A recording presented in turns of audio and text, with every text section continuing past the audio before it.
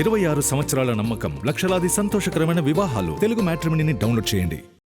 నాని శ్రీకాంత్ ఓదెల కాంబినేషన్లో తెరకెక్కుతున్న the Paradise cinema ఆలస్యం అవుతున్నా ఎప్పటికప్పుడు ఏదో ఒక రూమర్తో సోషల్ మీడియాలో ట్రెండింగ్ మాత్రం ఆగట్లేదు. ఈ సినిమా హక్కుల్ని నిజంగానే దిల్ రాజు 110 కోట్లకి సొంతం చేసుకున్నారా? పారడైజ్ డిస్ట్రిబ్యూషన్ రైట్స్ కొనేశారంటూ వస్తున్న వార్తల్లో నిజమెంత? వీటిపై నిర్మాతలు ఏమంటున్నారు? షూటింగ్ అప్డేట్స్ ఏంటి?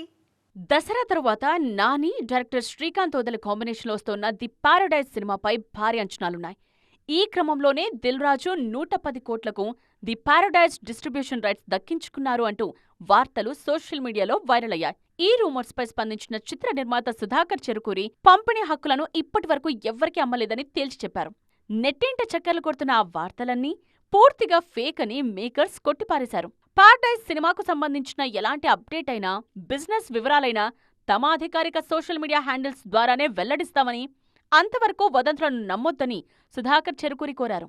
దీంతో ఇన్నాళ్లుగా నాన్ థియేట్రికల్ డిస్ట్రిబ్యూషన్ బిజినెస్ పై జరుగుతోన్న ప్రచారానికి ఒక్కసారిగా చెక్ పడినట్టయింది. ది పారడైజ్ సినిమా షూటింగ్ ప్రస్తుతం ఎలాంటి బ్రేక్స్ లేకుండా వేగంగా జరుగుతోంది.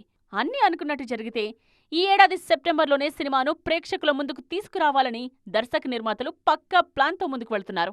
మొత్తానికి సినిమా ఆలస్యమవుతుందేమో కానీ దీనిపై ఉన్న క్రేజ్, అంచనాలు మాత్రం రోజురోజుకు పెరుగుతూనే ఉన్నాయి.